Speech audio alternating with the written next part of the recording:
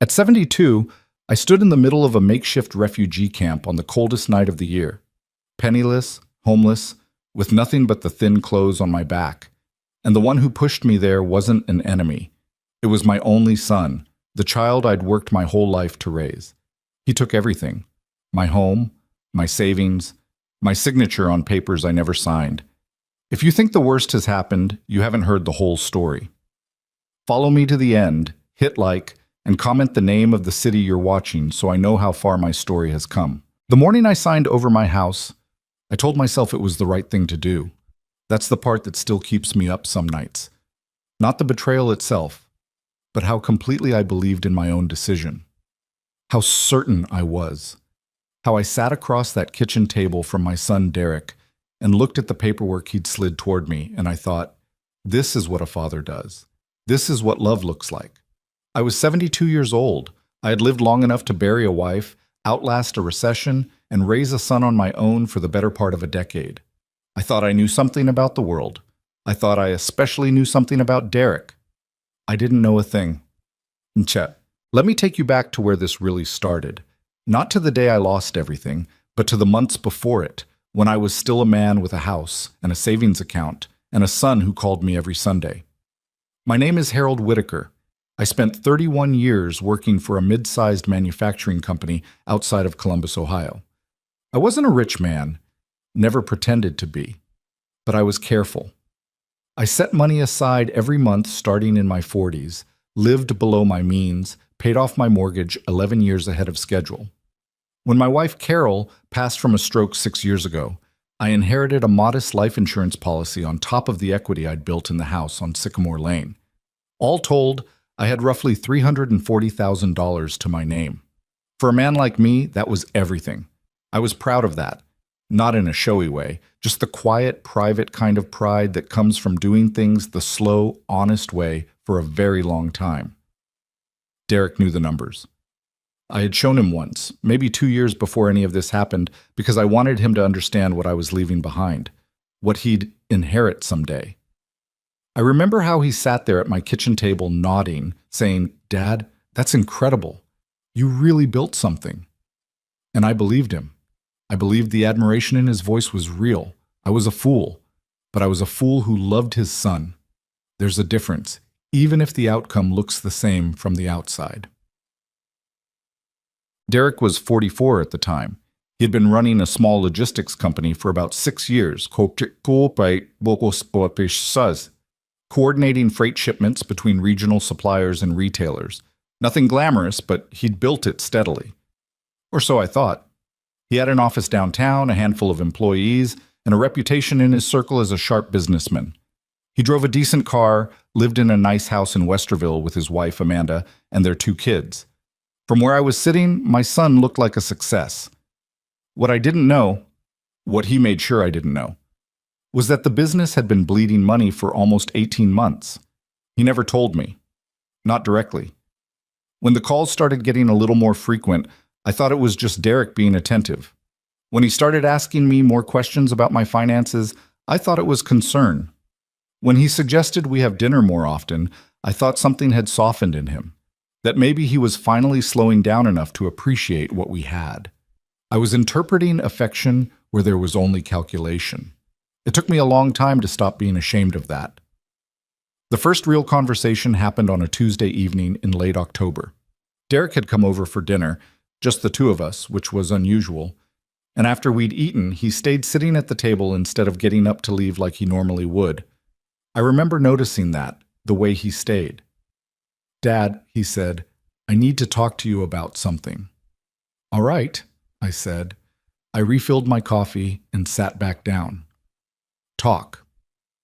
"The business is in trouble." He said it plainly, which surprised me. Derek was never plain about things he was embarrassed by. "Not catastrophic trouble, not yet, but I need capital, real capital, to restructure before the end of the year, or I'm going to start losing contracts. And once I start losing contracts, it snowballs." I listened. I asked questions. He had answers for everything. The kind of answers that are just detailed enough to sound like expertise, but just vague enough that you can't quite pin anything down. He talked about supply chain disruptions and a client who'd pulled out unexpectedly, and a line of credit that had dried up. He made it sound like bad luck, not bad management. He made it sound survivable with the right help. "How much do you need?" I asked. He looked at me. 150,000. I didn't say anything for a moment. Then I said, "That's a significant amount, Derek." "I know it is. Dad, I wouldn't be asking if I had any other option. I've been to 3 banks. They want collateral I don't have right now. But if I can stabilize things through the first quarter, I can refinance, rebuild the cash reserves, and pay you back within 18 months. I'll put it in writing. Legal document, everything." I should have said no, or at least I should have said, "Let me think about it." I should have called a financial advisor. I should have done a dozen things I didn't do. Instead, I said, "Let me sleep on it." And 2 days later, I said yes. The wire transfer went through on a Friday. $150,000 moved from my savings account to Derek's business account. He called me when it cleared and said, "Dad, I don't have the words. I really don't. You just saved everything I've built." His voice cracked a little. Or I thought it did. Now I can't be sure of anything I heard in his voice during that period. For about 6 weeks, things seemed fine. Derek called regularly, gave me updates, said the restructuring was going well. He talked about a new contract he was close to signing. He mentioned paying me back early if things went the way he expected. I started to feel good about the decision. I started to feel like maybe I'd done what a father was supposed to do. Then the calls got shorter. Then they got less frequent. Then, around the second week of December, Derek called and asked if we could meet again. I knew before he said it. Not the specifics, not the full depth of what he was actually planning, but I knew in the way your body knows before your mind catches up that something had gone wrong. That the story he was about to tell me was not the story I'd been given 6 weeks ago. We met at a diner near his office. He was already there when I arrived, sitting in a corner booth, and he looked tired in a way I hadn't seen since the early days after Carol died. I sat down across from him and ordered coffee and waited. "The restructuring didn't work," he said. "What does that mean?" "It means the money's gone, Dad. It went toward paying down the debt, which I had to do to keep the doors open, but the new contracts I was counting on didn't come through. There's a legal dispute with one of the suppliers. The business is technically insolvent." I felt something cold move through me. "You used all of it? The entire 150,000? "Yes." "And the business is done?" "I'm working on options. There might be a buyer interested in the assets, but..." He looked at me directly for the first time since I'd sat down. "Dad, I need to ask you for more." I put my coffee cup down. "Derek, listen to me. If I can get another 150, just enough to make the company look viable for a buyer, I can get a sale done, recover enough to pay you back, and walk away clean. Without it, I file for bankruptcy, and you lose everything you gave me." "I'd lose it anyway," I said slowly, "if the business is insolvent." "Not if there's a sale. There's a real buyer. I just need to make the books look stable enough to get them to the table." Looking back now, I hear every red flag in those words. I hear them clearly. Make the books look stable. I hear the con in it, the trap in it, the way he was already constructing the next layer of a scheme I didn't yet understand. But sitting in that diner, I heard my son. I heard a man who sounded desperate and ashamed, and I thought, God help me, I thought, he needs me. "I don't have another 150 in liquid savings," I said. "Derek, you know that. Not without selling the house." He nodded slowly. He had clearly already thought about this. "I know." The silence between us stretched out long enough that I understood he wasn't going to say the next part out loud. He was going to make me say it. "You want me to sell the house," I said. "I want you to consider it. I know what I'm asking. I know it's everything. But Dad, this business is everything I've built. It's our family's future. Amanda and the kids..." "Don't do that," I said, sharper than I intended. "Don't bring the kids into this." He stopped, nodded again. "You're right. I'm sorry. I'm scared, Dad. I don't know what else to do." I stared at him across that table. I thought about the house on Sycamore Lane, the 30 years of mortgage payments, the garden Carol had planted in the backyard, the bedroom where Derek had grown up, the walls that still held the shapes of the life I'd built. I thought about what it would mean to sell it, and then, God forgive me, I thought, it's just a building. My son is sitting in front of me. Let me think, I said. I thought for 3 weeks. I talked to no one. Not a friend, not a financial advisor, not a lawyer. Derek called me every few days, not pushing exactly, but present, always present. He texted photos of the grandkids. He mentioned Amanda was stressed. He dropped small details about the buyer growing impatient. The pressure was so carefully applied that I didn't recognize it as pressure at all. I thought I was making a free decision. I thought I was choosing. I listed the house in mid-January. It sold in 3 weeks. The market was moving fast that winter, and I'd priced it to move. The sale netted me $186,000 after fees and the small remaining balance on a home equity line I'd taken out years prior. Derek was at the closing.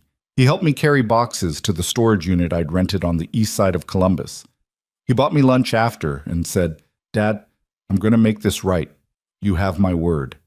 He shook my hand in the parking lot like we were business partners, like we were equals. 2 days after the money transferred to his account, Derek stopped returning my calls. I didn't panic immediately. I told myself he was busy, dealing with the buyer, managing the final stages of the business transaction. I left voicemails. I sent texts. I drove past his office one afternoon and found it locked, the lights off, a paper notice taped to the inside of the glass door that I couldn't read through the reflection. I drove to his house. Amanda answered the door. She looked at me in a way I will never forget. Not surprised to see me, but uncomfortable, like she'd been expecting me and had been dreading it. "Harold," she said. She didn't open the door wider. "Where's Derek?" I said. He's not here right now." "Amanda, where is my son?" She swallowed. "He took the kids to visit his college friend in Arizona. He'll be back in a couple of weeks." She said it in the flat, rehearsed tone of a woman repeating something she'd been told to say. I could see it. Even then, I could see it. "The business," I said. "What happened to the sale?" She looked at a point somewhere past my shoulder. "I don't know the details, Harold. Derek handles all of that." "Amanda." My voice came out quieter than I intended. "I gave him everything. Do you understand that? Everything I had." Something moved across her face. Something that might have been guilt or pity or the early stages of her own grief about whatever she was becoming part of. Then it closed off again. "I'm sorry, Harold," she said. "I really am." And she shut the door. I sat in my car in their driveway for a long time. I don't know how long. Long enough that the neighbor's porch light came on, and I could feel someone watching me from behind curtains. Then I drove back to the storage unit where all my boxes were stacked, and I sat on the cold concrete floor among the cardboard, and I understood for the first time what had actually happened to me. Not an accident, not bad luck, not a series of unfortunate business decisions my son had made with good intentions. A plan. I started going through the documents Derek and I had signed over the past 4 months. There weren't many, far fewer than there should have been for transactions of this size, but what I had, I spread out on the floor of that storage unit under the fluorescent light and read more carefully than I had before. And I found things I hadn't noticed when I'd signed. There was a document I didn't remember signing at all, a letter of authorization, my name, my signature, transferring full control of a joint account Derek and I had briefly shared to Derek as sole account holder. I turned it over in my hands for a long time. The signature looked like mine, but I had no memory of signing this particular form. I stared at it until my eyes burned. Then I got in my car and I drove to the only storage unit I could afford, and I called Derek's number one more time. It went straight to voicemail. His voicemail box was full. That was January 28th. The temperature that night dropped to 7 degrees. My car heater worked, at least. I was grateful for small things. I was learning to be grateful for small things. The shelter was on Broad Street, run by a nonprofit organization. I hadn't known it existed until I drove past it and saw a man about my age walking through the front door. I sat outside for 20 minutes before I went in. I don't know what I was waiting for, maybe for something to feel less real. The intake coordinator was a young woman named Rosa, who asked me questions in a gentle, practiced voice and typed my answers without ever looking like she was judging any of it. I told her I was 72. I told her I'd recently lost my housing. I told her I had a small amount of cash, maybe $300, and no clear plan. She gave me a bed assignment and a kit with toiletries and a thin blanket and told me dinner was at 6. I sat on that cot in the dormitory with 8 other men, and I stared at the ceiling and I thought about the house on Sycamore Lane. I thought about Carol's garden. I thought about the bedroom where Derek had slept as a boy, where I'd sat on the edge of his mattress reading to him until he fell asleep. Treasure Island. He'd made me read Treasure Island 3 times. I thought about how much I had loved that boy, how much I still loved him, even now, even sitting on a charity cot because of what he'd done. That was the part that hurt the worst. Not the money, not the house, not even the forged signature. It was that the love was still there. It was sitting in my chest like a stone I couldn't put down. I had given everything to a man I raised, and he had taken it and left me in the cold. I was alone in a way I hadn't been since the night Carol died. Maybe more alone than that. Because grief, I knew how to carry. This was something different. This was the particular silence that comes when the person who destroyed you is still walking around somewhere, alive and breathing and making choices, and you are the consequence of those choices.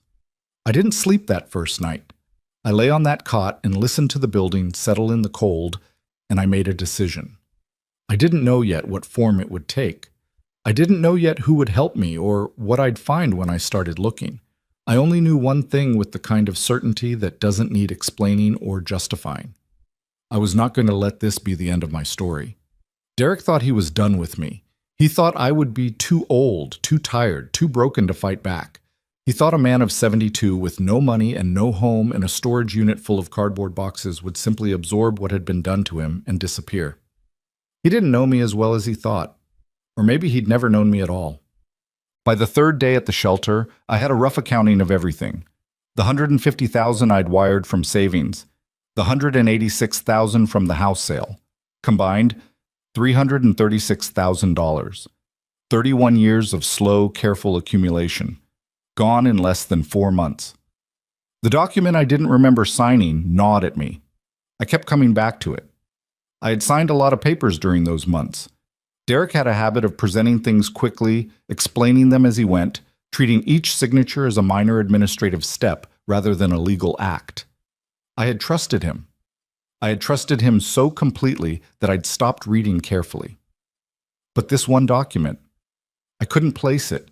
I couldn't find the memory of the pen in my hand, the table beneath the paper, the moment I'd written my name.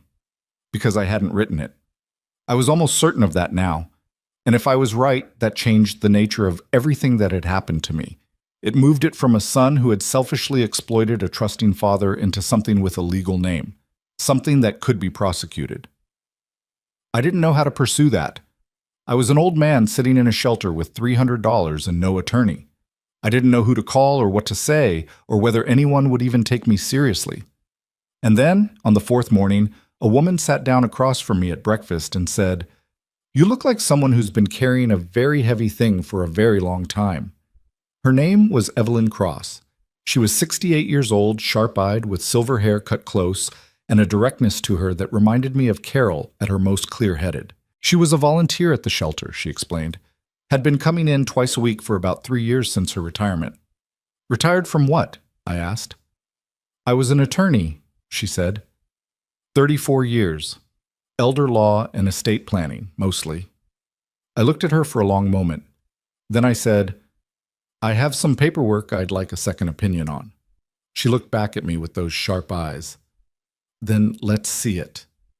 I didn't know it yet. I couldn't have known it, sitting in that shelter cafeteria with powdered eggs going cold on my plate and the sound of men sleeping off the night around me. But that conversation was the first thing in 4 months that had gone right. Evelyn Cross did not make promises. That was the first thing I noticed about her. Most people, when you tell them a story like mine, feel the need to say something reassuring before they've heard the whole thing. They say it'll be okay, or we'll figure this out, or some version of "don't worry" that costs them nothing and means less than that. Evelyn didn't do any of that. She sat across from me at that cafeteria table and she listened, and when I finished talking, she said, "Can you bring me the documents?" That was it. No comfort, no promise, just a request for evidence. I respected her for it immediately. I brought the folder the next morning, everything I had, which wasn't much. The wire transfer confirmations, the loan agreement Derek and I had signed when I gave him the first $150,000, the closing paperwork from the house sale, and the document I didn't remember signing, the letter of authorization transferring sole control of our joint account to Derek. Evelyn spread everything out on the table in the shelter's small meeting room. She had reading glasses on a beaded chain around her neck, and she put them on and went through each page slowly, without speaking. I sat across from her and watched her face and tried to read it, and couldn't. She had the kind of face that had spent 34 years giving nothing away in rooms where giving something away cost you. After about 20 minutes, she set the authorization letter down separately from the rest. She looked at it for a long moment. Then she looked at me. "When do you believe you signed this?" she said. "That's the thing," I said. "I don't. I've gone over every meeting we had, every time he put papers in front of me. I can't place this one." "Do you remember ever discussing a transfer of sole account control? Him mentioning it, even in passing?" "No." She picked the letter up again, held it at a slight angle under the light. "The signature on this document," she said carefully, "does not have the same pressure distribution as your signatures on the other pages. You see how your name looks on the loan agreement? There's a slight upward lift on the W, a heavier press on the final stroke of the R." She set both pages side by side and pointed. "Here, on the authorization, that pattern is absent. It's a competent imitation." But it's an imitation. The room was very quiet. "You're saying he forged it," I said. "Not a question." "I'm saying the signatures are inconsistent in ways that a forensic document examiner would find significant." She removed her glasses. "I'm not in a position to make a legal determination, Harold. I've been retired for 3 years and this isn't my file. But if you're asking me whether I think this warrants further examination, yes. Emphatically, yes." I had known it. Somewhere underneath all the grief and the disbelief and the desperate need to believe that my son had made mistakes rather than committed crimes, I had known it. But hearing Evelyn say it, hearing a woman who had spent 3 decades in courtrooms and law offices say it in that measured, careful voice, made it real in a way it hadn't been before. It made it something I had to deal with. "What do I do?" I said. She folded her hands on the table. "First, you don't touch anything else. You don't call Derek. You don't contact Amanda. You don't do anything that could be interpreted as harassment or that could compromise a potential case. Second, I'm going to make some calls. I know a few people who do this kind of work. Document fraud combined with elder financial exploitation. Harold, if what I'm looking at here is what I think it is, this is a serious criminal matter, not a civil dispute, not a family disagreement." She looked at me steadily. "This is fraud." That word. I had been dancing around it for days, stepping near it and then away again. Hearing her say it out loud was like a door opening in a dark room, terrifying and necessary at the same time. The calls Evelyn made over the next several days were not simple. She was careful about that. She managed my expectations without crushing them, which I came to understand was a skill she'd refined over a long career of dealing with people in situations they hadn't expected to survive. "I have a contact at the Franklin County DA's office," she told me one evening, sitting in the meeting room again with a legal pad in front of her covered in her small, precise handwriting. "She handles financial crimes. I've spoken to her informally, described the situation without naming anyone. She's interested." Interested how? Interested in the sense that what I described to her matches a pattern they've seen before. Adult children targeting elderly parents, specifically parents with real estate assets and limited financial sophistication.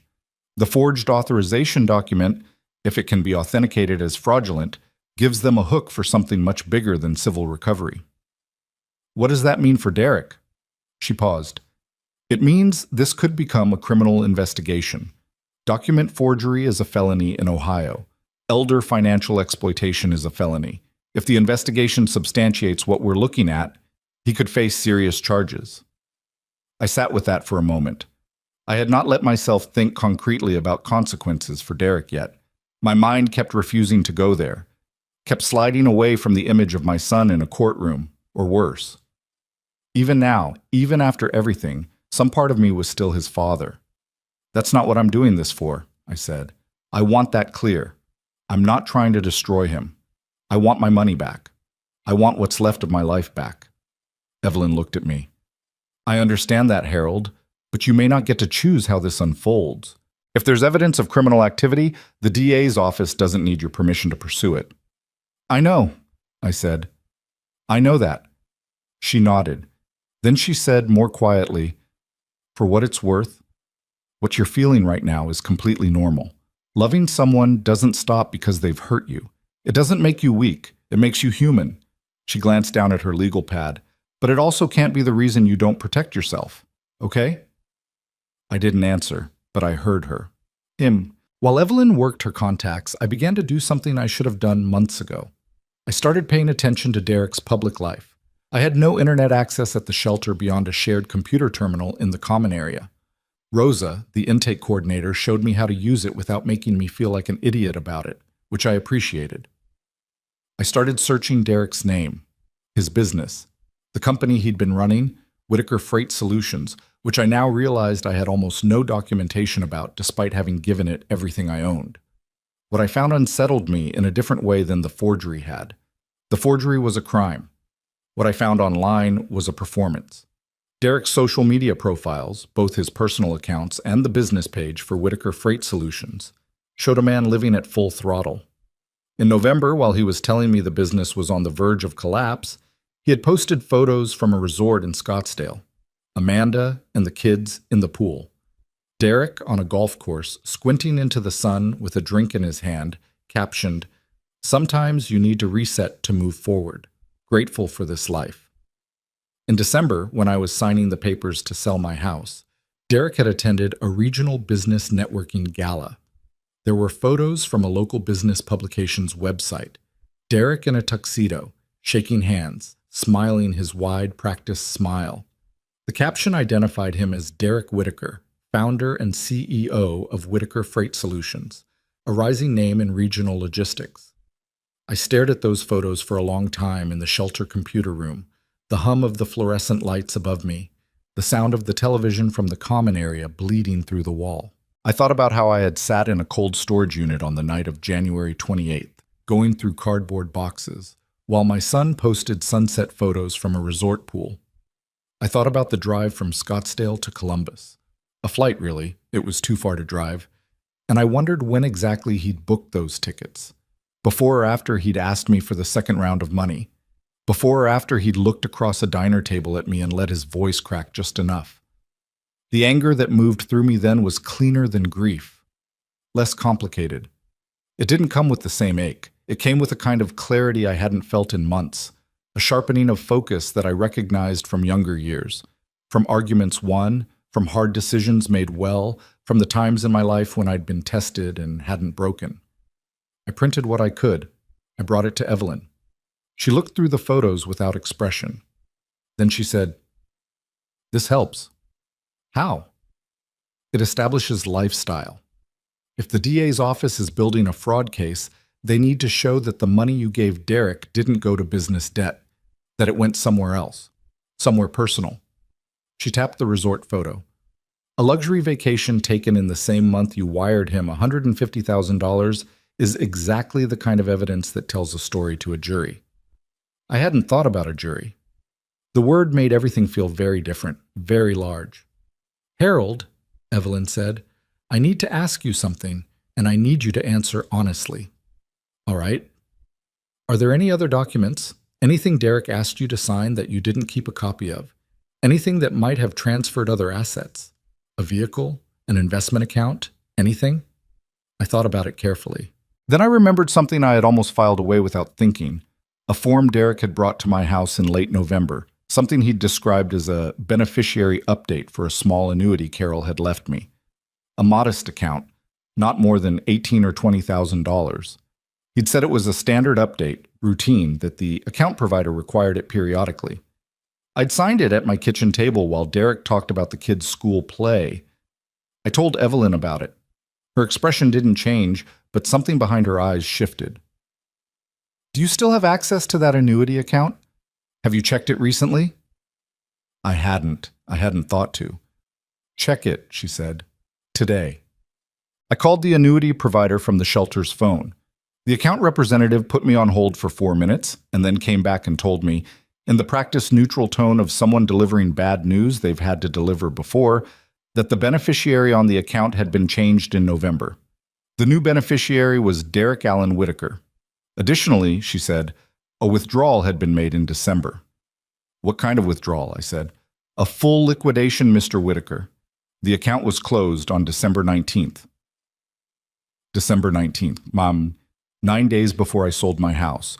While I was still waiting to hear from Derek about the buyer, while I was telling myself to be patient, that these things took time, the account had held $19,400. Carol's money. The last tangible thing she had left me. I sat with the phone against my ear, and I didn't say anything for a long time. The representative asked if I was still there. I said yes. I thanked her. I don't know why I thanked her. And I hung up. I sat in the shelter hallway on a plastic chair, and I pressed my hands flat against my knees to stop them from shaking. He had taken Carol's money, the annuity she'd set up, the account she'd funded over years of careful saving, the things she'd specifically organized so that I would have a small cushion after she was gone. He'd changed the beneficiary without my understanding of what I was signing, and then he'd drained it. Carol had been dead for 6 years. She had trusted me to be all right. She had done everything she could think of to help make sure I would be, and Derek had walked into that and taken it.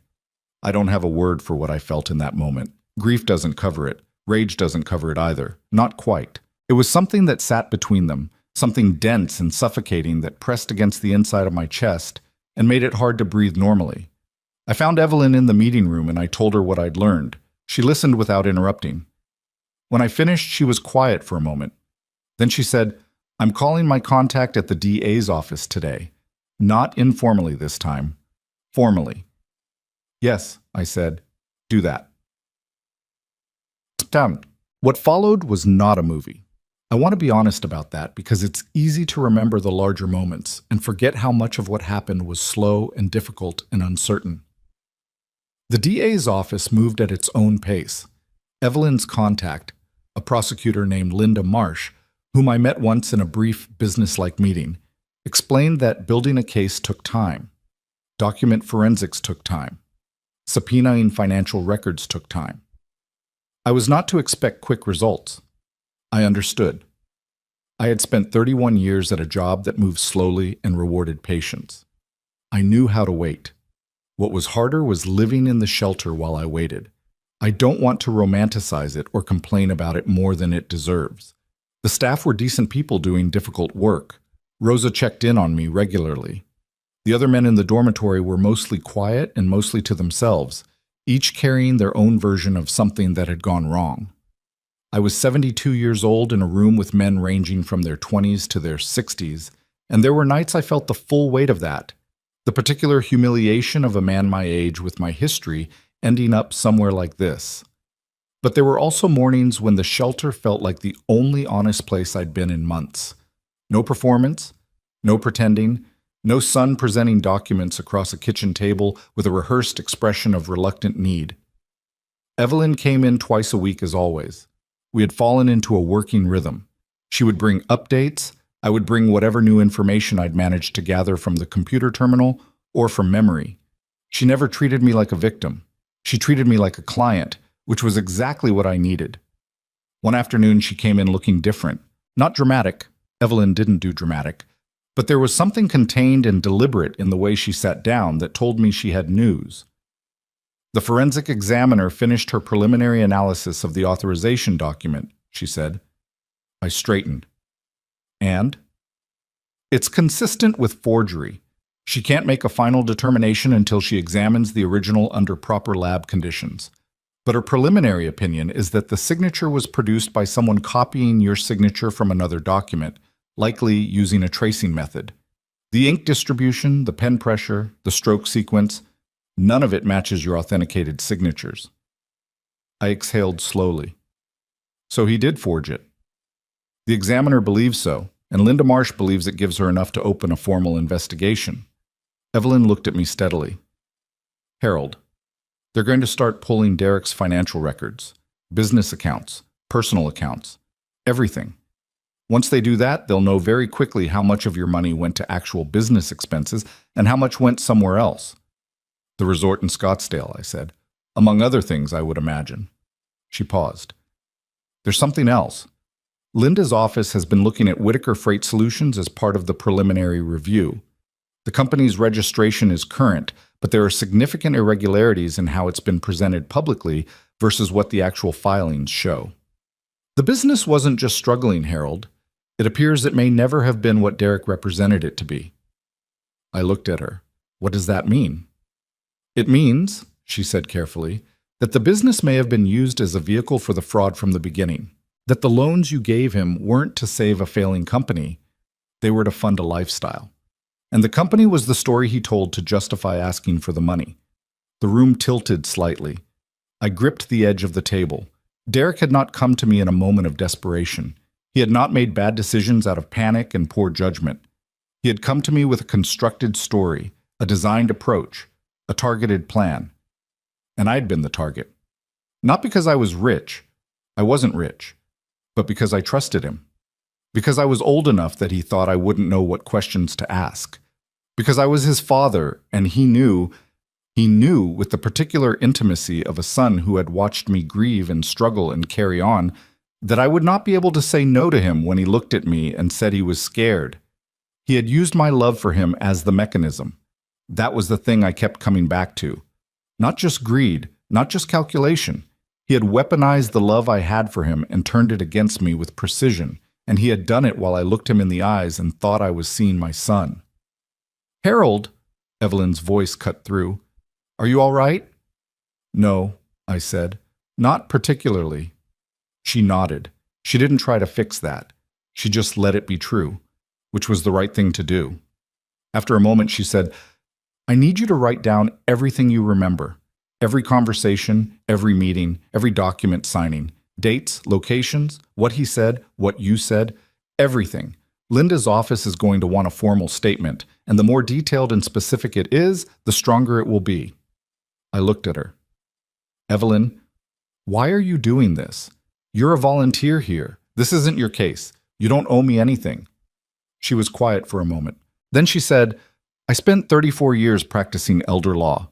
Do you know how many clients I had over that time who came to me after something like this had happened to them? After a child or a sibling or a caretaker had already taken everything? She shook her head slightly. Too many. And most of them were too ashamed or too heartbroken or too convinced that nobody would believe them to do anything about it. They just absorbed it. She met my eyes. You're not absorbing it, Harold. That matters. I didn't have anything to say to that, so I just nodded. Write it all down, she said again. Start from the very first conversation. I went back to the dormitory that night, and I borrowed a legal pad from Rosa, and I started writing. I wrote until the lights out announcement came. I wrote in the dark after that for a little while, feeling the letters form under my hand more than seeing them. I had a lot to say. 31 years of building something, 4 months of watching it disappear, and a signature on a piece of paper that wasn't mine. Derek thought the story was over. He had closed the account, stopped answering the phone, posted his sunset photos, and moved on to whatever came next. He had counted on me being exactly what he believed I was, an old man with no resources, no allies, no fight left. He had made the same mistake with me that I had made with him. He thought he knew who I was. He was wrong. The investigation moved the way Evelyn had warned me it would. Not fast, not clean, not the way you see it in films where everything clicks into place within a single dramatic afternoon. It moved the way real things move, in increments with setbacks, with long stretches of silence broken by short bursts of information that raised more questions than they answered. Linda Marsh's office formally opened the investigation in the second week of February.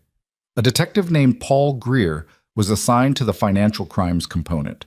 He was a compact, methodical man in his early 50s who shook my hand with a firm, brief grip when we met and asked questions the way Evelyn did, without comfort attached, without reassurance he couldn't back up.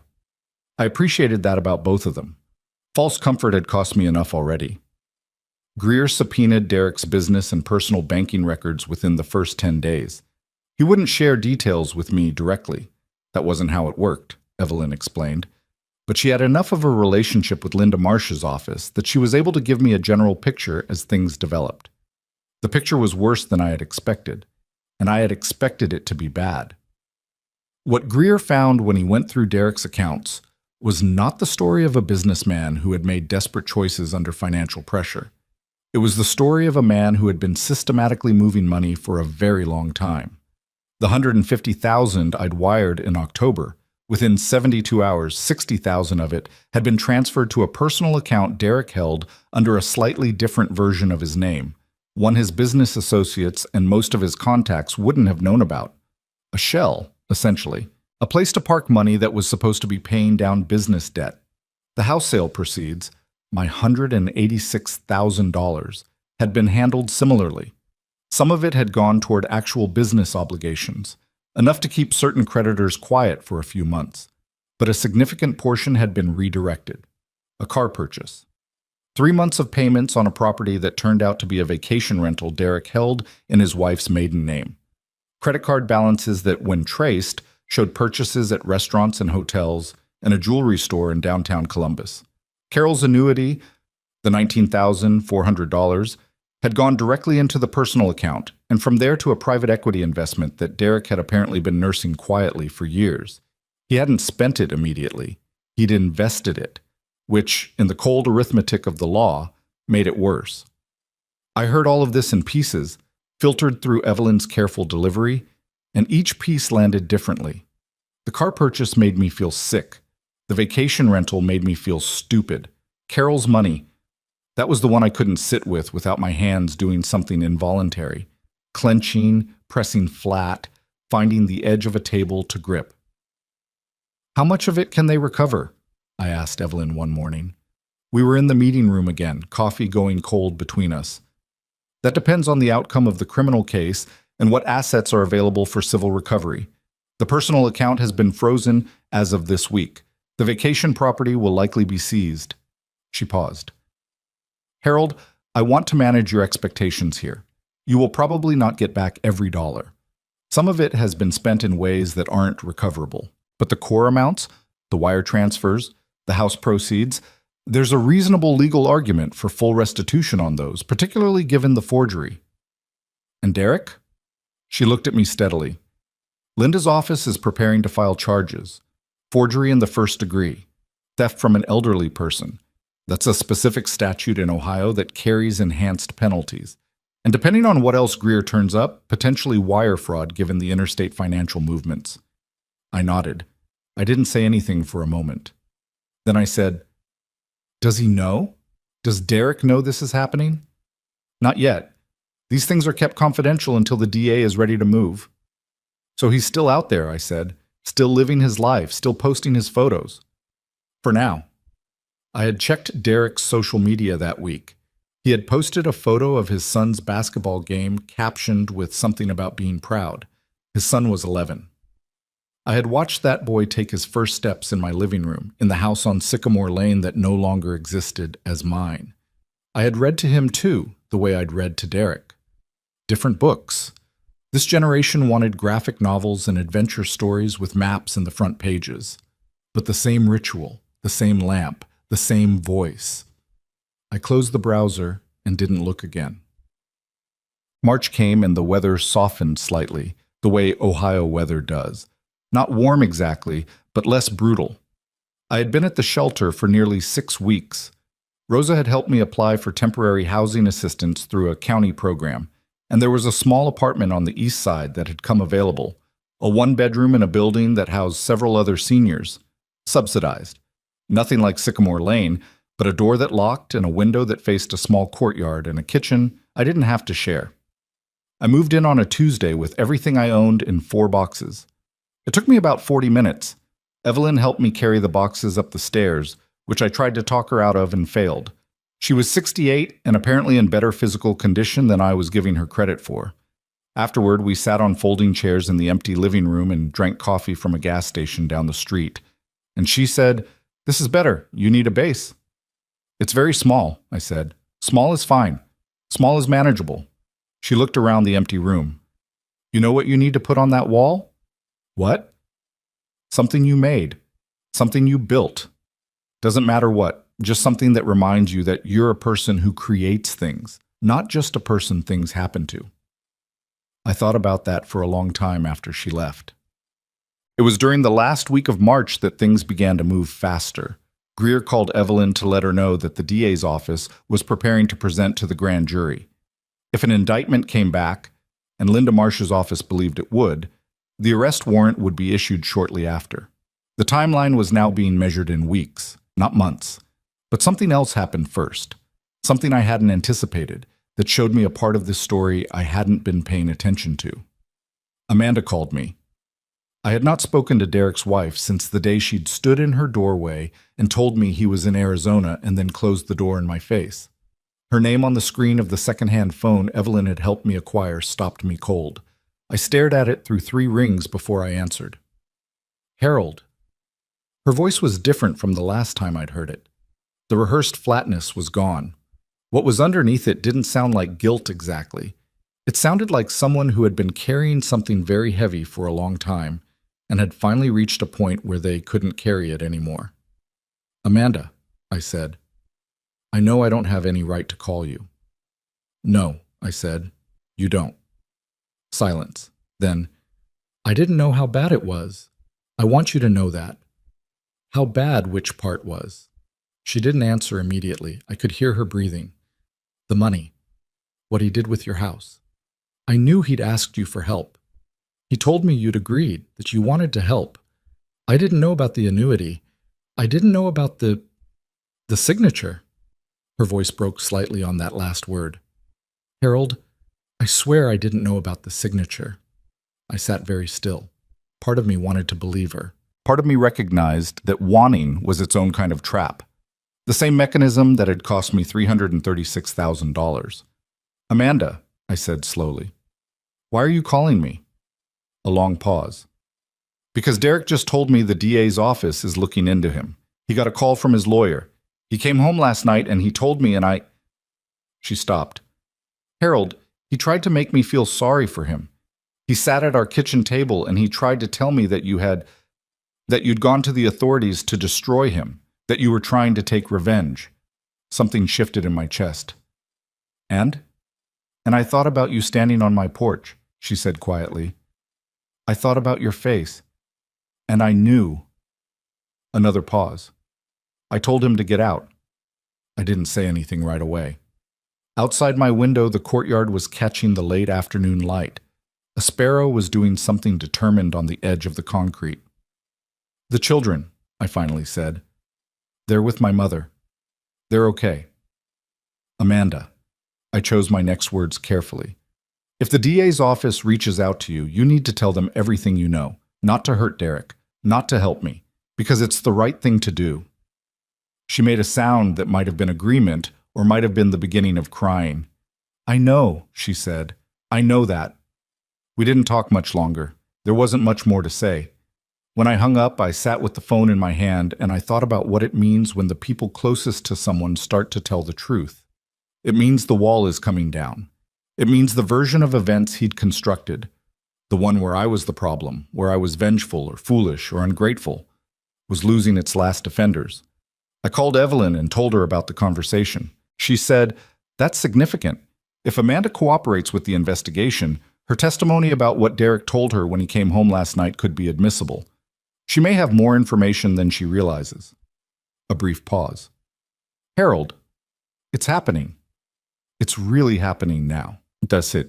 The business expansion event had been in the works for several months. I learned about it from a local business publication that Evelyn's former law partner had flagged for her, an item in the events section about a gathering of regional investors and business leaders hosted at a downtown hotel, at which Derek Whitaker of Whitaker Freight Solutions would be presenting plans for a major expansion into 2 new markets. I read that sentence 3 times. He was still doing it.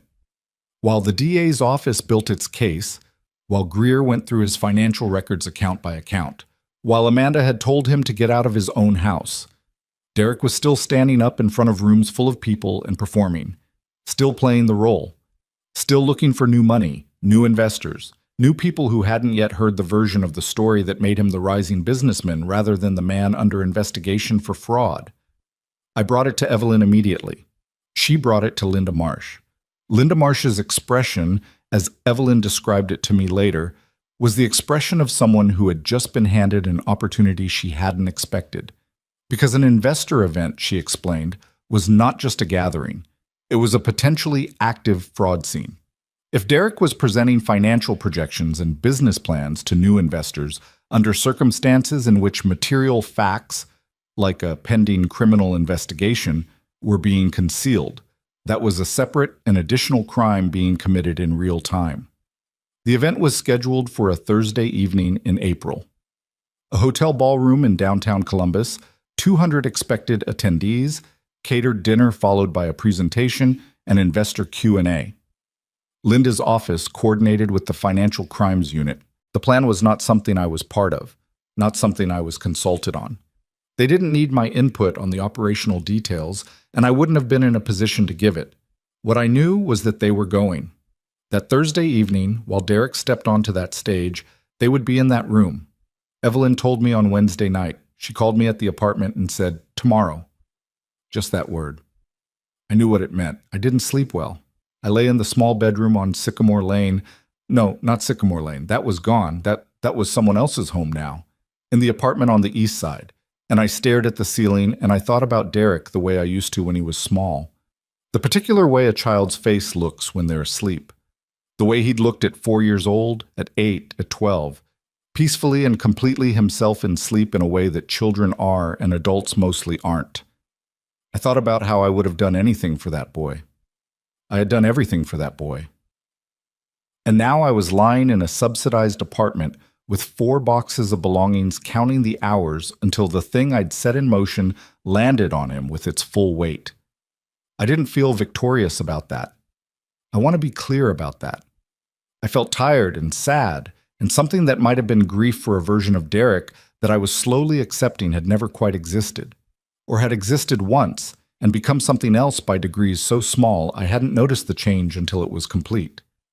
But underneath all of that, underneath the grief and the exhaustion and the complicated love that wouldn't resolve itself into something simpler, there was something else, something steady and quiet, the knowledge that I had not done nothing, that I had not absorbed it and disappeared, the way Derek had counted on me doing, that I had sat in a shelter cafeteria with a retired attorney and a folder of documents, and I had said, I want a second opinion, and that decision had led, step by slow step, to this. Thursday came. I was not in the ballroom. Let me be clear about that. I was not there. I did not witness what happened in person, and in some ways I think that was right. This was not my moment to perform in. My part had been the months of documentation, the legal pad filled with my handwriting, the conversations with Greer, the statement I'd given to Linda Marsh's office on a cold afternoon in March, while a court reporter transcribed every word. What happened in that ballroom, I know from Evelyn, who heard it from Linda, and from the local news coverage that ran the following morning, which Rosa texted me a link to from the shelter where she still worked. Derek had been at his best that night, apparently. This is the part that I find hardest to sit with, even now, that he was good at it.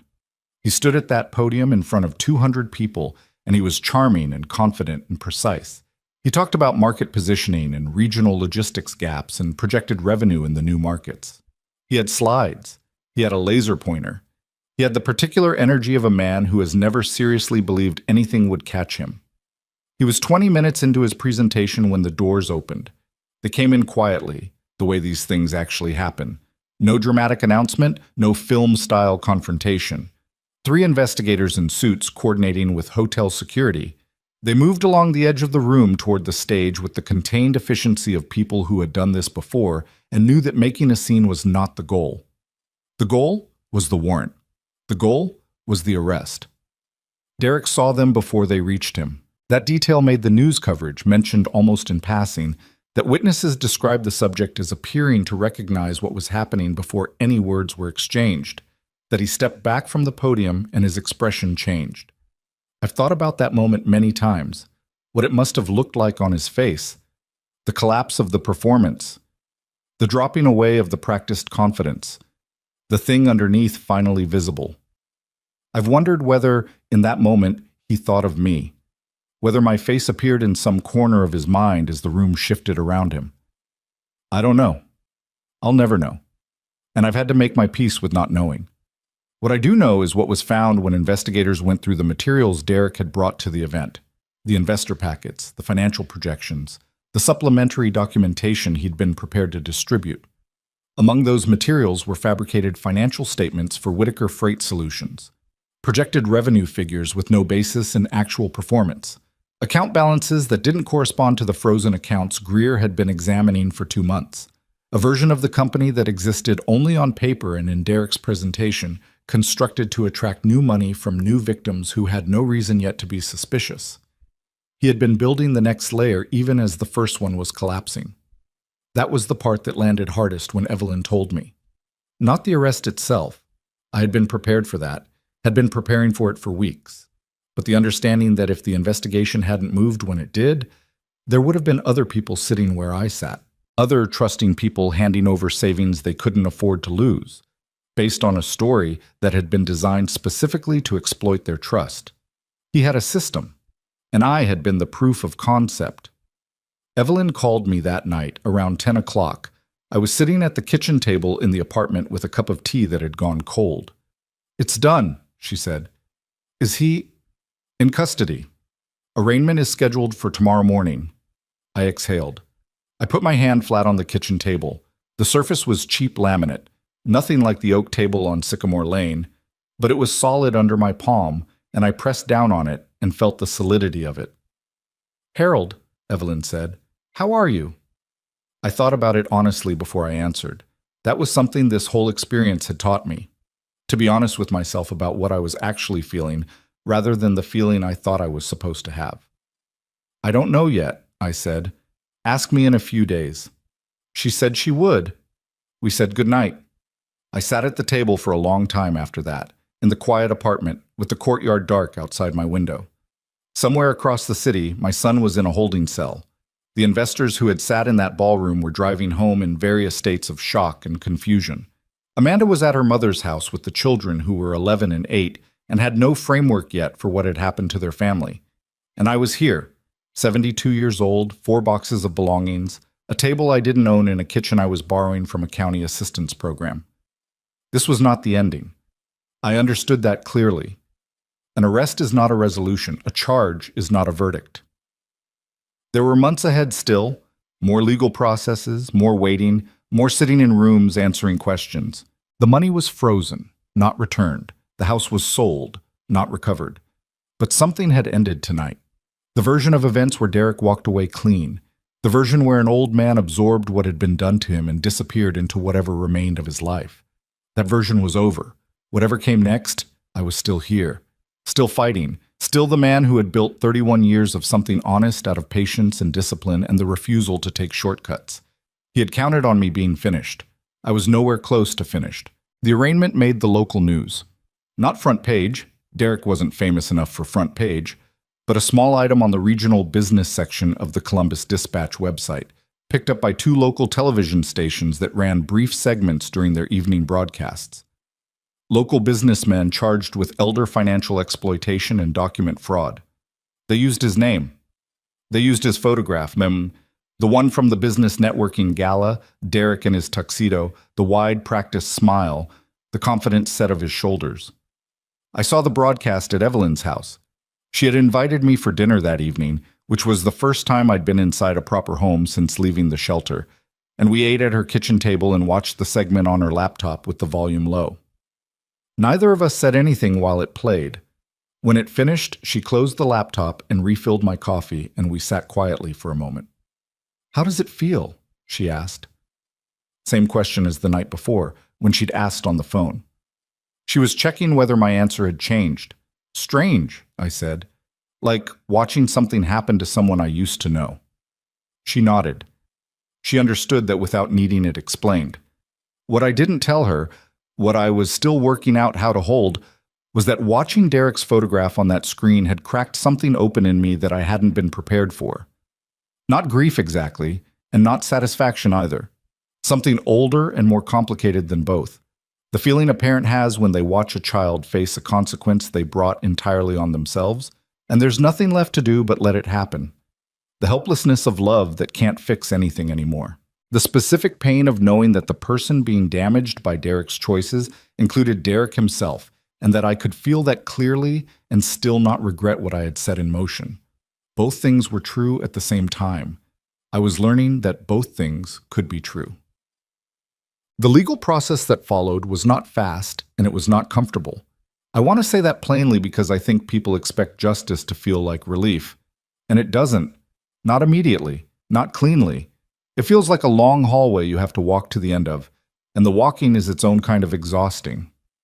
Derek's attorney entered a not guilty plea at the arraignment, which Linda Marsh's office had expected. There was a period of pretrial motions and discovery that stretched through the spring and into early summer. I gave a formal deposition in May, sitting at a table in a law office conference room with a court reporter and attorneys on both sides, answering questions for 3 hours while Derek's lawyer tried various approaches to reframe what had happened. He was skilled. I'll give him that. He kept trying to characterize the money I'd given Derek as gifts, voluntary, freely made decisions by a father who understood the risks and accepted them. I had prepared for this with Evelyn. She had walked me through what to expect, how to answer, where to stay firm. When he calls it a gift, she had told me the week before the deposition, you correct him, calmly, every single time. You say, it was a loan, made in response to specific representations that turned out to be false. You don't argue, you don't get angry, you just correct the record. So that's what I did. Every time Derek's attorney used the word gift, I said, it was a loan. Every time he suggested I had known the risks, I said, I was told the business was viable and that the money would be repaid. That representation was false. Every time he implied that what had happened between Derek and me was simply a family arrangement gone wrong rather than a deliberate scheme, I said, the signature on the authorization document is not mine. I didn't sign it. That's not a family arrangement. That's forgery. By the third hour, his attempts to reframe things had become noticeably less confident. I'm not sure exactly what shifted, but I could feel it. The slight change in the temperature of his questions, the way he started wrapping up threads more quickly. Evelyn had warned me not to read too much into deposition dynamics, that they were strategic performances as much as fact-finding exercises, but I allowed myself to notice it anyway. When it was over and I walked out of that conference room into the afternoon sunlight, I stood on the sidewalk for a moment and just breathed. 3 hours of having my own memory questioned by someone paid to dismantle it. 3 hours of sitting across from a representative of the person who had taken everything from me and being asked in 100 different ways whether I was sure about what I knew. I was sure. That was the thing I hadn't expected to feel as clearly as I did. After months of grief and doubt, and the particular corrosive shame that comes with being deceived by someone you loved, after all of that, sitting in that room and answering those questions, I had been completely bedrock certain about every single thing I said. The certainty had come from the documents, from Evelyn's careful analysis, from Detective Greer's thorough investigation, but most of all, it had come from the simple, irreducible fact that I knew what had happened to me. I called Evelyn from the sidewalk. "How did it go?" she asked immediately. "I held up," I said. "I knew you would." A pause. "Come for dinner Thursday. I'm making pot roast." Amanda's testimony came in June. I learned about it from Evelyn, who was being kept informed by Linda Marsh's office, not as a courtesy exactly, but because Evelyn had become an informal resource for the prosecution given her background in elder law. Amanda had agreed to cooperate fully with the investigation. She had retained her own attorney, separate from Derek's defense, and the picture she gave investigators filled in gaps that the financial records alone couldn't address. She told them about the trip to Scottsdale, that Derek had booked it the week after receiving my first wire transfer, that he had told her the money was a gift from his father, not a loan, that I had insisted on helping him and she shouldn't worry about it. She told them about conversations she'd overheard in which Derek had discussed the house sale with someone on the phone in a way that made clear the goal was the proceeds, not any legitimate business purpose. She told them about the night she had found documents in Derek's home office, financial statements for Whitaker Freight Solutions, that showed numbers dramatically different from what he was telling investors and lenders. She had known more than she'd admitted to me on the porch that day. I think I had known that even then, in some part of myself I hadn't wanted to examine. The question of what Amanda had known, and when she'd known it, and what she'd chosen to do with that knowledge was complicated, and the law was going to sort out its own version of that complication. My version was simpler. She was a woman who had made choices I wouldn't have made, and now she was choosing differently. That had to count for something. What it cost her was significant. The marriage was over. The house in Westerville, which turned out to have been partially leveraged against fraudulent business assets, was tangled in legal proceedings. She was living with her mother and navigating the simultaneous collapse of her marriage and her financial stability while trying to keep her children as insulated from it as possible. I didn't feel sorry for her in the way I might have once, but I didn't feel contempt for her either. She was dealing with consequences she had contributed to and was now trying, imperfectly and probably too late, to do the right thing. The right thing done too late is still the right thing. I've had to believe that. The plea came in August. I had been told by Evelyn and by Linda Marsh's office that plea negotiations were ongoing, that Derek's attorney had been in discussions for several weeks. I knew enough about how these things worked to understand that a plea deal was not a lesser outcome, that in many cases it was a more certain one, that the alternative was a trial that could extend the timeline by a year or more and carry its own unpredictable risks. Still, when Evelyn called me on a Thursday afternoon and said, "He's taking the plea," something in me went quiet in a way I hadn't experienced since this all began. "What are the terms?" I said. She went through it carefully. Derek had agreed to plead guilty to felony theft from an elderly person, document fraud, and one count of wire fraud. The sentencing guidelines under the plea agreement called for 30 to 36 months in a state correctional facility with credit for time served. Additionally, and this was the part I had been most focused on through all the months of waiting, full restitution was ordered as a condition of the plea. Every dollar that could be traced and recovered would be returned to me. Not all of it could be recovered. Some had been spent in ways that left no asset to seize: the Scottsdale resort, the jewelry, cash withdrawals that had been absorbed into a lifestyle and left no trace that could be clawed back. But the frozen personal account, the vacation property held in Amanda's maiden name, the private equity investment funded with Carol's annuity, those assets, liquidated, came to approximately $261,000. $261,000 out of $336,000. $75,000 gone permanently. A number I sat with for a long time. Evelyn was quiet on the phone while I processed it. She knew me well enough by then to let me have the silence. "Is it enough?" she finally asked. "Not in a legal sense, in a human one."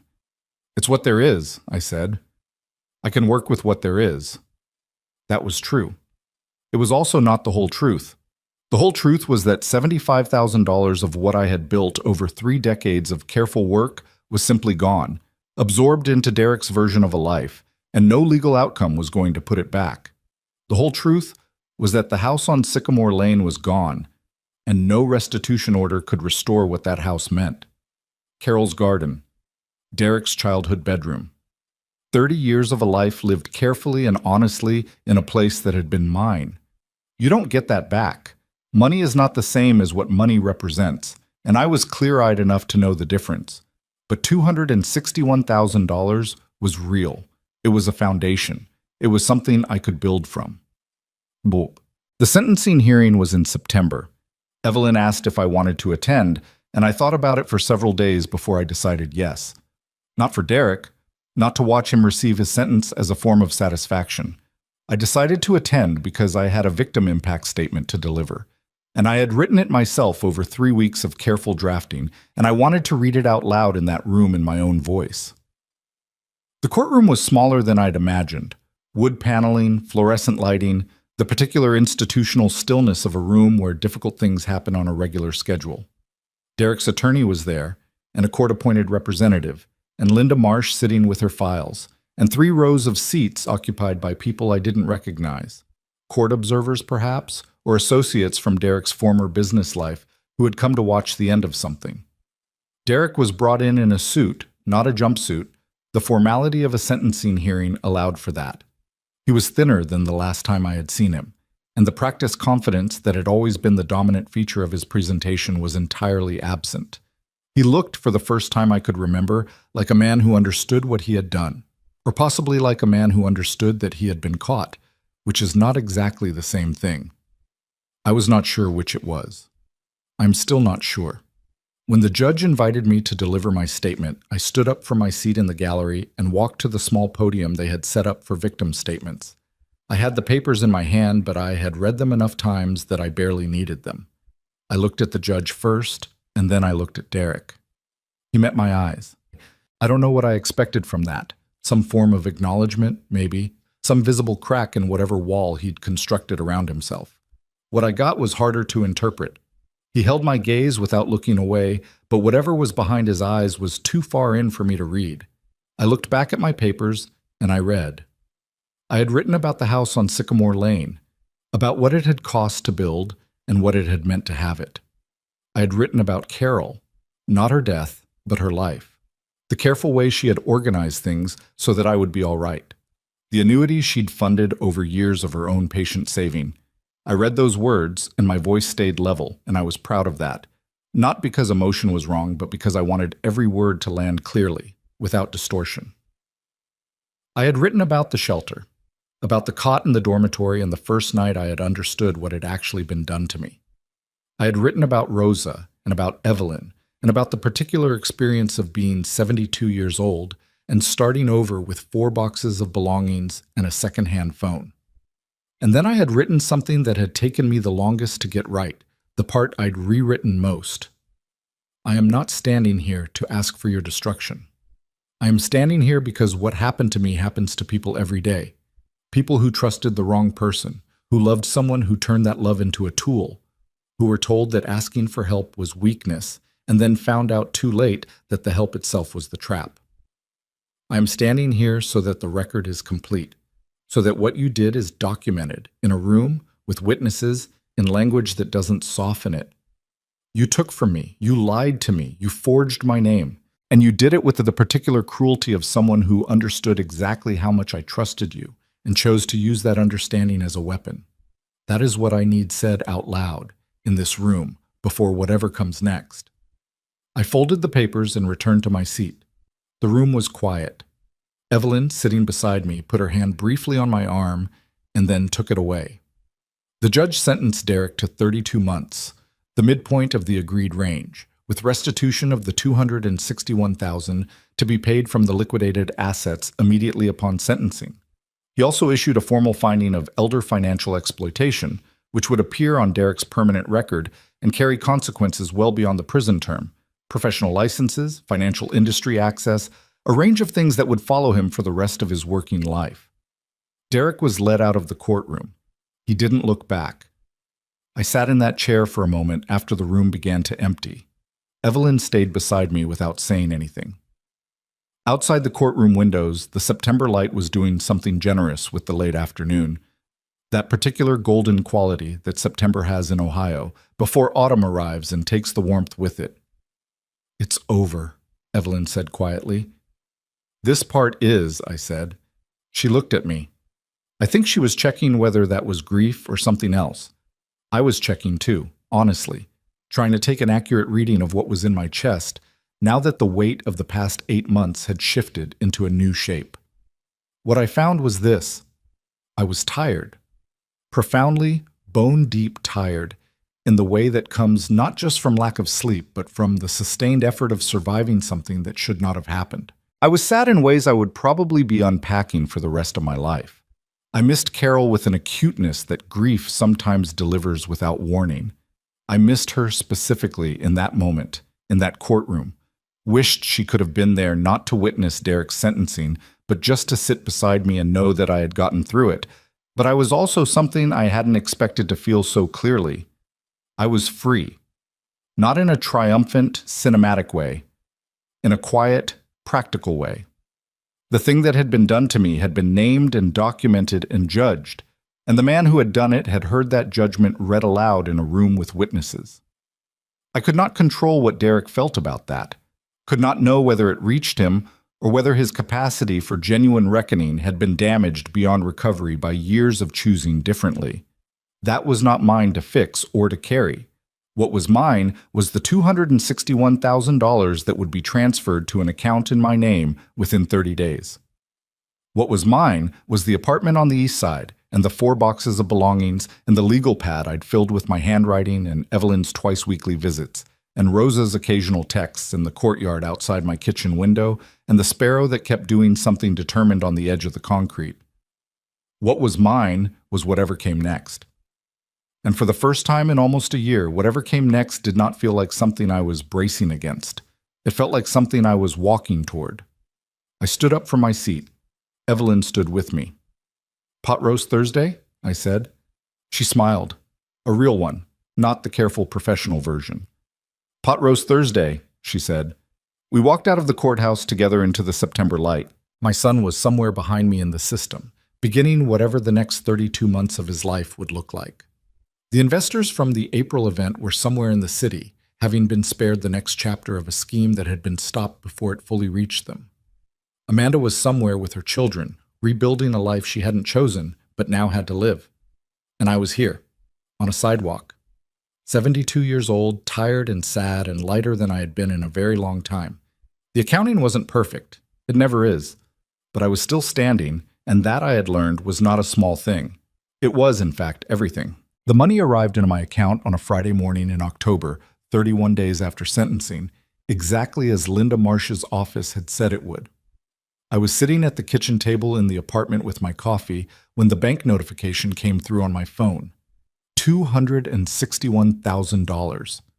The number sat on the screen in plain black digits, ordinary looking, giving no indication of what it had cost to get there.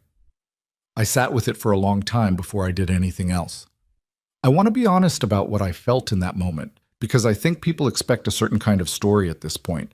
The part where the money comes back and the protagonist feels vindicated and whole and everything snaps into place like a bone resetting. That is not what happened. What happened was that I sat at a cheap laminate table in a subsidized apartment and looked at a number on a phone screen and felt the full weight of the distance between what I had and what I had lost. 261,000 recovered, 75,000 gone permanently. The house on Sycamore Lane, gone. Carol's garden, gone. The version of my son I had believed in for 44 years. The one I had read Treasure Island to. The one I had driven to baseball practice and helped with college applications and stood beside at his wedding. That version, gone too. Money came back. Other things didn't. I needed to sit with that honestly before I could move forward with any clarity. So I sat with it. For about an hour. And then I called Evelyn. "It's there," I said when she picked up. A pause. "All of it?" "Everything they said would be." Another pause, longer. When she spoke again, her voice had something in it I hadn't heard before. A kind of quiet satisfaction that was different from professional accomplishment, more personal than that. "Harold, that's yours. You earned that back." "I know," I said.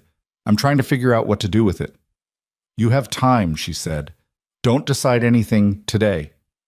I took her advice. I didn't decide anything that day or the day after. I let the money sit in the account and I went about my life. The small, stripped-down life I had built in the apartment on the east side, and I thought carefully about what I actually wanted the next chapter to look like. Here's what I knew. I was 72 years old. I had survived something that should have finished me. I had a recovered financial base that, managed carefully, could sustain a modest but stable life. I had no interest in buying back an approximation of what I'd lost. Another house, in another suburb, with another garden I would tend alone. That life was behind me, and trying to reconstruct it would be like trying to have a conversation with a photograph. What I had instead was something I hadn't possessed in a very long time: clarity about what mattered. The shelter on Broad Street had given me something unexpected during the weeks I'd lived there. Not comfort, it was never comfortable, but a kind of enforced honesty about what human beings actually need versus what they accumulate. I had watched men come through that place carrying variations of the same wound, the loss of something they'd built, through one kind of catastrophe or another, and the particular bewilderment of finding themselves without the structures they'd organized their identity around. I understood that bewilderment from the inside now. And I understood something else. Most of those men had no one helping them navigate what had happened. No Evelyn Cross, no Linda Marsh, no Detective Greer with his subpoenas and his methodical financial forensics. They had whatever they walked in with, which was usually very little. The idea came to me slowly, the way real ideas do, not as a sudden inspiration, but as a gradual accumulation of connected thoughts that eventually reached a point of critical mass. I started talking to Evelyn about it over her Thursday dinners, testing the shape of it out loud, listening to how she responded. "There are organizations that do financial counseling for seniors," she said one evening, when I described what I was thinking in rough terms. "Legal aid, elder law advocacy groups. The infrastructure exists." "I know it exists," I said. "I also know it wasn't enough to catch what Derek did before it happened. I had no idea I needed protecting. I thought I was helping my son." She was quiet for a moment. "So what are you proposing?" "Prevention," I said. "Not just recovery after the fact, education before it happens. Something that reaches people before they're sitting in a shelter with a folder of documents they're only beginning to understand." Evelyn looked at me across her kitchen table with the expression she wore when she was thinking seriously about something and didn't want to speak until she'd thought it through. Then she said, "You know, I spent 34 years in elder law. You know I've been looking for a retirement project worth doing." "I suspected," I said. "Tell me more about what you have in mind." I will not pretend that what came next was simple or fast or free of setbacks, because that would be a lie, and I have had enough of comfortable lies to last the rest of my life. Building something real takes time and frustration, and the willingness to be wrong about your assumptions and start pieces of it over. Anyone who tells you otherwise is selling something. What I did first was spend 4 months educating myself. I talked to the administrators at the shelter on Broad Street, who connected me with a network of social service organizations across Franklin County. I met with staff at the county's Adult Protective Services Office, who walked me through the scope of elder financial exploitation in Ohio. The numbers were staggering, and the gap between cases reported and cases prosecuted was wider than I had imagined.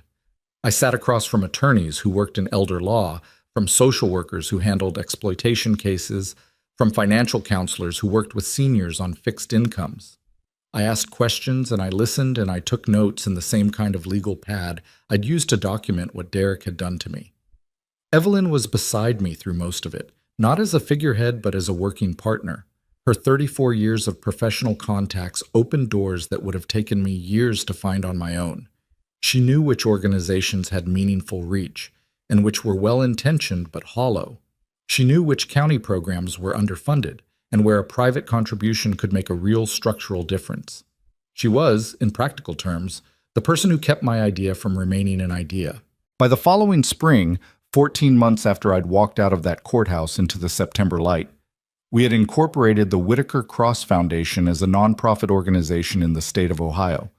The name was Evelyn's suggestion. I had resisted at first, thought it sounded self-important, thought I didn't deserve to have my name on something that hadn't proven itself yet. She said, "Your name belongs on it because your story is what it's built from. Don't be embarrassed by what you survived." I let her win that argument. She was right, which was a pattern I'd gotten used to. The foundation's focus was specific and practical: financial protection education for adults 60 and older, with a particular emphasis on recognizing family-based financial exploitation. The kind that comes not from strangers, but from people you trust, people who know the exact shape of your vulnerability because they helped form it.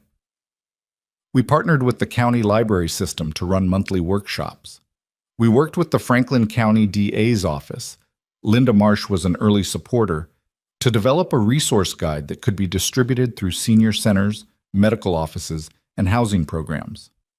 We established a small fund to connect exploitation victims with pro bono legal assistance during the critical early period when evidence was still fresh and decisions still mattered. The first workshop I sat in on was held in a library meeting room on a cold Tuesday in March. 11 people attended: 9 women, two men ranging in age from their early 60s to one woman who told me afterward she was 81. I sat at the back and watched a social worker named Diane walk them through the warning signs, the language of manufactured urgency, the documents presented quickly and without adequate explanation, the subtle isolation from other trusted people that exploiters use to prevent the target from getting a second opinion. I watched the faces in the room. I watched the moment when several of them started nodding with the particular recognition of people who had seen these patterns up close in their own families and had not had language for what they were seeing until now.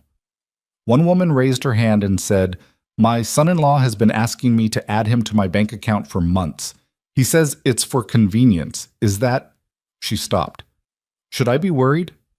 Diane handled it carefully and honestly, without alarming her unnecessarily. She explained what to look for, what questions to ask, who to call if something felt wrong. I sat in the back of that room, and I felt something shift in my chest. Not the resolution of grief. Well, grief doesn't resolve, it just changes shape over time. But something that felt like purpose. The particular satisfaction of taking the worst thing that had happened to you and turning it into something that might protect someone else from the same wound.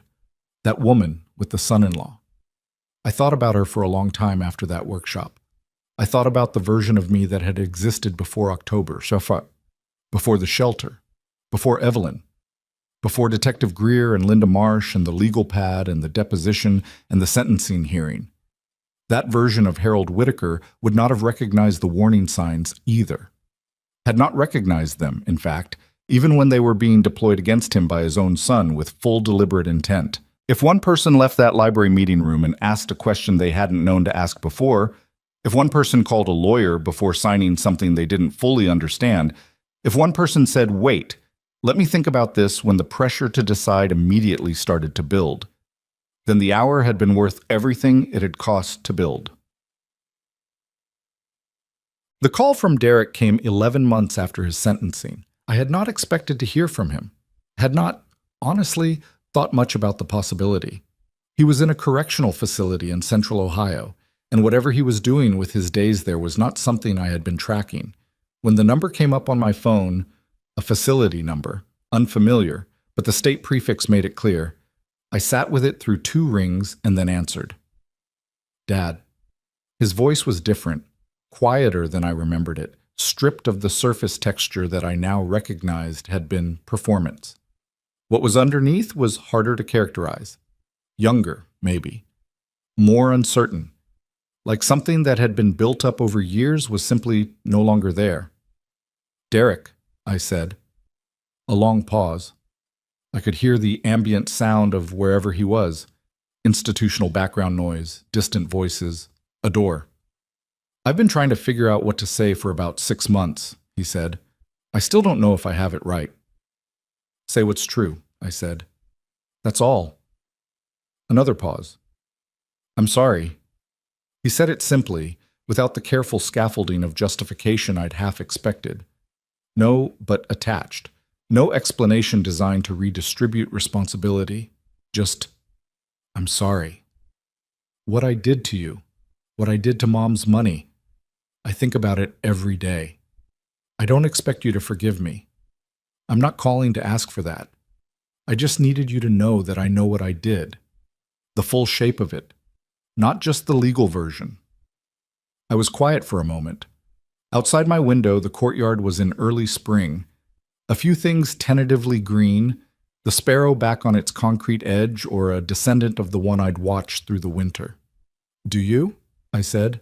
"Do you know the full shape of it?" He didn't answer immediately, which told me he was actually considering the question rather than deflecting it.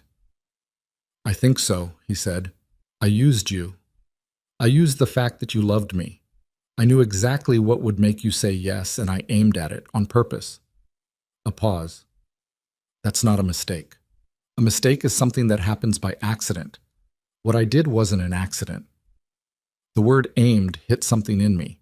I had thought it myself, had written it in the victim impact statement, essentially. But hearing him say it, hearing him use that precise word, meant something different than hearing it from my own mouth. It meant he understood what he had actually done. Not just the transactional facts of it, but the mechanism, the deliberate targeting of love as a weapon. I don't know what to tell you about what I felt in that moment. It wasn't forgiveness, not in the complete sense, not the kind that closes a wound permanently. That may never come, and I've stopped requiring it of myself as a condition for moving forward. But it was something, a small, painful opening in a door I had kept closed against him for over a year. Not wide open, just cracked enough to let air through. "I heard you started something," he said. "Some kind of foundation." "Word travels," I said. "One of the counselors here mentioned it. She works with a county program, and apparently the Whitaker Cross Foundation is partnered with them." A pause that had something wry and painful in it simultaneously. She didn't know I was related to the Whitaker part. I let that sit without comment. "I'm glad you did it," he said. "I know that doesn't mean much for me, but I am." "It means something," I said. Not everything, but something." We didn't talk much longer. There wasn't a shape yet for what our relationship would be going forward, whether there would even be a relationship in any meaningful sense once he was released. That was a question I was leaving open rather than deciding prematurely in either direction. I had made enough decisions out of love before I thought them through. This time I was going to be patient. This time I was going to wait and see what his choices looked like over time, not just what his words sounded like in a moment of vulnerability. But I answered the phone. That was something I don't think I would have a year earlier. Evelyn and I had lunch on the 1-year anniversary of the Foundation's incorporation. We went to a place near her house that she'd been going to for 20 years, a small Italian restaurant run by a family she'd known since her practicing days, the kind of place that doesn't need to be fashionable because it has been consistently itself for long enough that people just keep coming back. We ordered and talked about the Foundation's second-year plans, expanding the workshop program to 2 additional counties, a grant application Evelyn had been writing for 3 weeks that she was cautiously optimistic about. The work was ongoing and imperfect and occasionally frustrating in the way that all real work is. There had been a partnership that hadn't come together the way we'd hoped, a workshop with low attendance that we'd had to restructure, a grant we'd applied for and not received. These were normal things, the ordinary setbacks of building something from scratch, and neither of us had expected the absence of them. "I want to ask you something," Evelyn said after the food came, "and you don't have to answer if you don't want to." "All right. Do you think what happened to you, all of it, do you think it changed you for the worse, or just changed you?" I thought about it the way she deserved, seriously, without reaching for the comfortable answer. "Both," I said finally. "There are things I lost that I'm not going to get back, and I'm not going to pretend otherwise. I trust differently now. I probably love differently now, which is not the same as loving less, but it's different. There's a part of me that got harder, and I don't think that was a choice. I think it was just what happened, and I've made peace with it being part of who I am now." She nodded. "But," I said, "I also know things I didn't know before, about what I'm capable of. I spent 31 years at a job I was good at, and I thought that was what I had to offer the world. Competence, reliability. I didn't know I could do this." I gestured vaguely, meaning the Foundation, meaning the past 2 years, meaning all of it. "I didn't know I had another version of myself available. That's not nothing." "No," she said, "that's not nothing at all." We finished lunch. Outside, the city was doing what cities do on an ordinary spring afternoon, moving, indifferent, full of people carrying their own invisible weight. I had learned to find something comforting in that rather than lonely. The ordinariness of other people's lives, the fact that the world kept running its regular business regardless of what had happened to me, it used to feel like abandonment. Now it felt like permission. Permission to be a regular person again. Permission to have a regular afternoon. I want to speak to you directly now. If you have stayed with this story all the way to this moment, then I owe you honesty about what I've learned.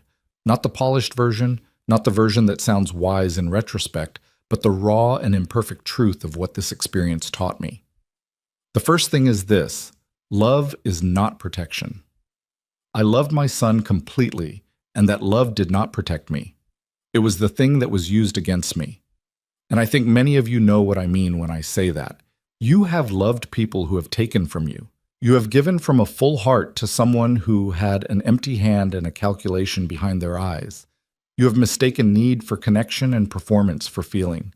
And when the betrayal came, a part of you blamed the love itself, wondered if loving that much was a failure of judgment. It wasn't. The love was real. The problem was not that I loved Derek. The problem was that I let love replace discernment. I let it answer questions that needed a lawyer's answer, or a financial advisor's answer, or simply the answer that comes from slowing down long enough to read what is actually in front of you. Love is not a substitute for those things. It cannot be. And the people who exploit us understand this better than we do.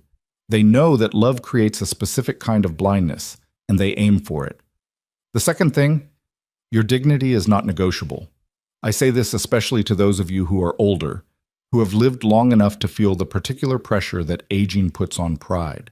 The pressure to not be a burden. The pressure to appear capable.